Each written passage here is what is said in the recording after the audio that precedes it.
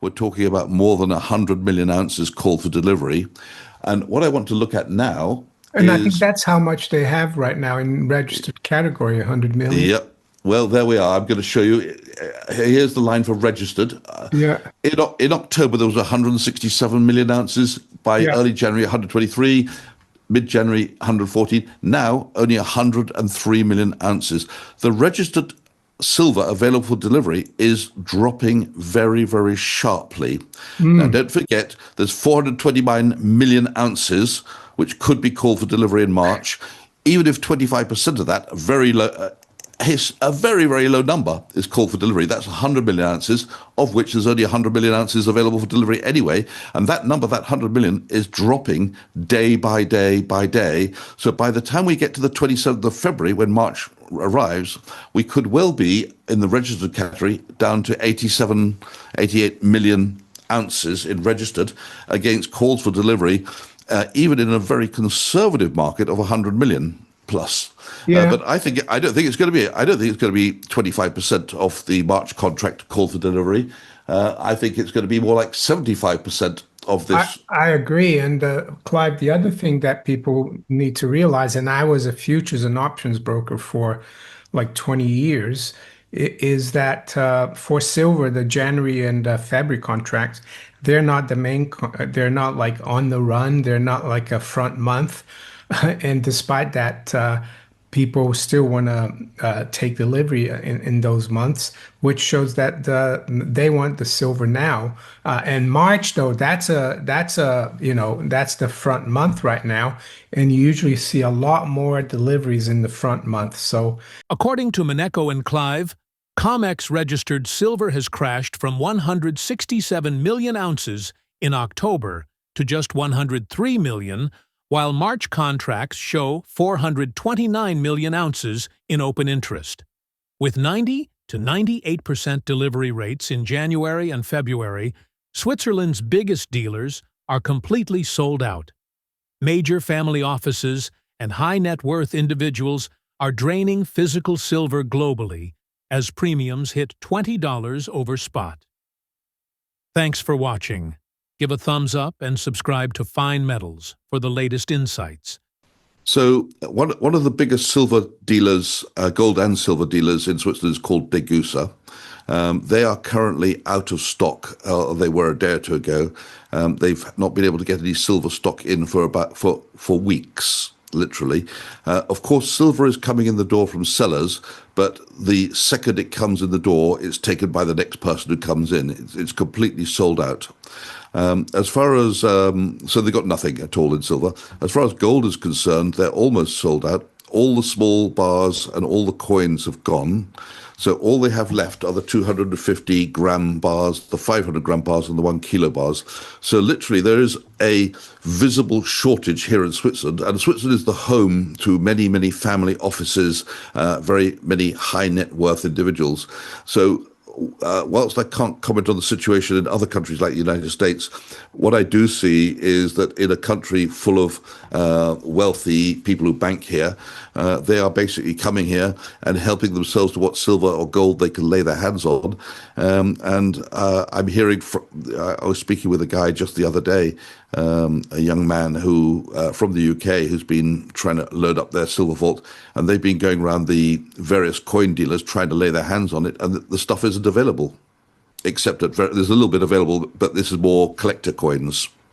yeah, I saw one of the big dealers here in the UK, not Gold Investments, who I am affiliated with. They always seem to have enough supply, but I think it's Atkinson's. You go on their website, and you can't get 1 ounce Silver Britannias. It's been out of stock for over a week, I think. And Clive, overnight, silver traded down to like 64, Oh, I and didn't see that. Wow. yeah, we're now at 74.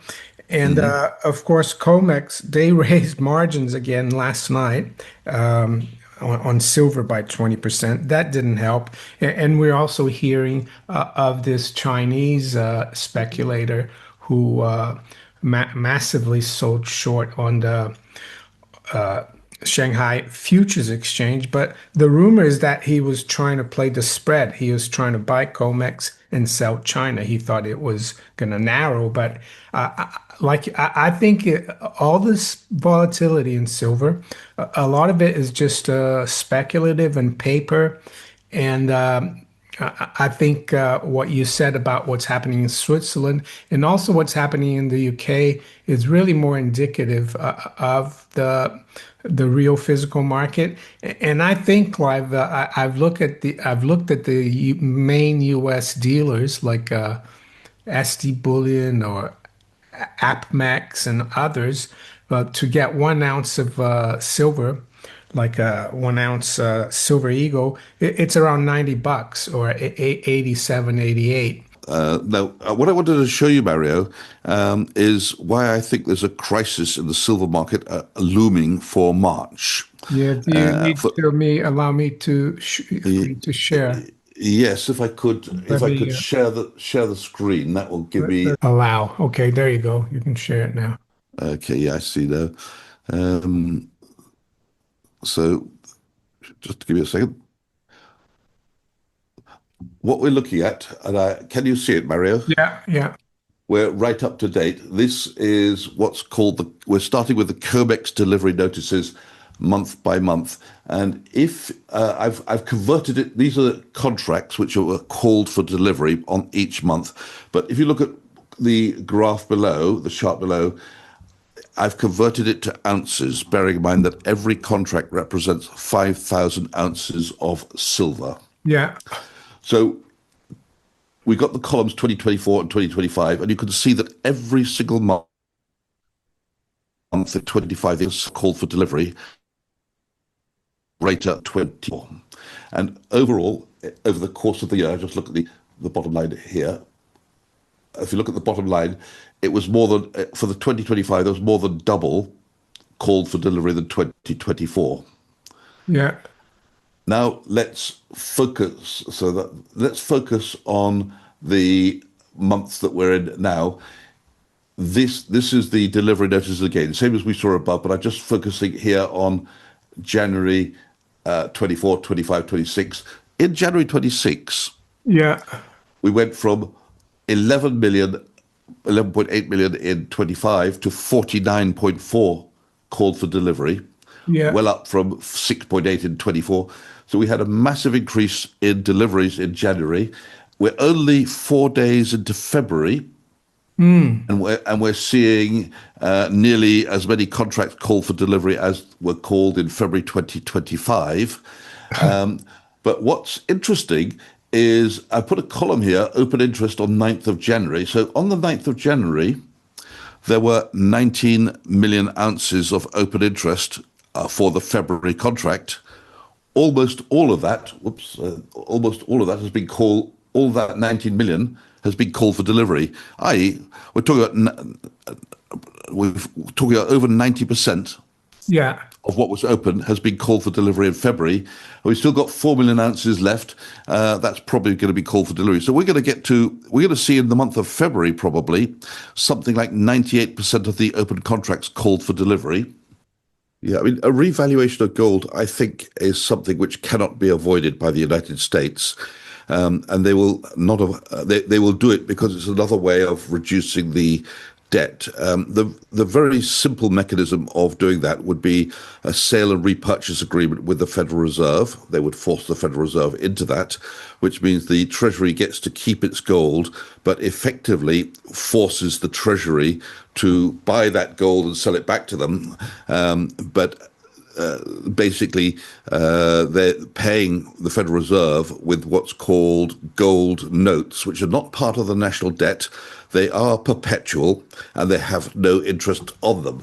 Yeah. So effectively, they end up getting some fresh money that they can spend to reduce the debt in exchange for giving the Federal Reserve something which can never be redeemed and has no interest Yeah, and is not part of the debt. yeah, they just revalued the gold certificates that the Fed has that you said are perpetual and not redeemable to, let's say, $5,000. And then the Fed, that's the Fed's asset. And then they sent the cash to the general treasury account, which is a liability, and for the Fed, and the Treasury will have like 1.2 trillion to play with without increasing the debt. But Clive, I don't know if you've seen this, and this is about the U.S. gold in Fort Knox. But apparently, well, this is in from the Epstein files. It says here that Russia says IMF chief jailed for discovering all U.S. gold is gone. And granted, this is from 2011. Do you remember Dominique Strauss-Kahn? He was jailed in the U.S. There's a scandal, and he lost his job. And apparently, Oh yeah. this ex Epstein file is saying that he discovered that there was no gold in Fort Knox. I Well, personally think there is gold in Fort Knox, and if there wasn't, then they've had enough time to replenish it. yeah, so that's probably the underlying reason why they wanted him in jail. But I think the official crime is he forgot to leave a large tip for the chambermaid, if you know Yeah, what I mean. yeah, chambermaid. Yeah, I know. She came back to get her tip, and there wasn't one. Yeah, And then all hell broke loose. yeah, it's weird. That was a weird incident at the time, wasn't it? Oh, the other thing I saw is that the open interest, let's see, for gold is the lowest it's been for 2 years. You know, the gold futures on COMEX. And I guess that could mean a couple of things. I want to see your opinion on it. One is that there's still a lot of room for speculative longs of gold to get in. So there's still a lot of room on the upside. Or the other one is that the smart money, the big money, family offices, central banks, they're now avoiding COMEX because COMEX is mainly a place where you trade for fiat profits, right? So maybe that's what it is. COMEX, people are not really, they're going for the physical. They're buying elsewhere. What do you think? Yeah, I think it's clear that everywhere in the world, taking physical delivery into your possession where you can lay your hands on it is a far more sensible strategy than leaving it in the hands of a third party where you have to ask permission to get it. Let's just say I think there are now calls going out for Germany to repatriate the rest of its gold. We'll see how long that takes them to get it out of the United States. Yeah, I think they still got about 1,200 tons at the New York Fed. And I would definitely not, if I was Germany, I'd be worried about having my gold there. Yeah, I mean, I think it's a trend around the world. People are saying, "I'd rather have it where it's in my control than in the control of a third party who has to give me permission to get it." Yeah. So you told me there's something you wanted to talk about as well, Clive. I forgot now. No, I think the thing I wanted to talk about was this crunch coming in March on Oh silver. yeah, the crunch in March. Yeah, yeah, yeah. I mean, the other thing to say, which may have gone under the radar screen for many people, is we're having a bit of a sell-off in Nasdaq at the moment, Oh yeah. particularly the mega caps. There's been this story doing the rounds about the incestuous behavior of various technology companies, and whilst people sort of see this as kind of incestuous, I don't think a lot of people have expressed correctly the true problem here, and I can say it in a few words to make it simple for everybody. When you engage in vendor financing, which means you pay somebody money, you loan it to them, or you invest in their shares, or you have some sort of arrangement with them where you give them the money so they can buy your product. It's not illegal, but what that does, it creates immediate sales and profits, which is very good for the shareholders, particularly the insiders, the company management who want to offload their shares on the market. So it increases sales and earnings, improving the share price. But it does that at the expense of the company taking on future risk. Because the company to whom you've given the money or invested in their shares, there is no guarantee that they will make a profit in the future, and therefore there's no guarantee that they're going to be able to repay you or that the shares you bought will actually be worth something in the future.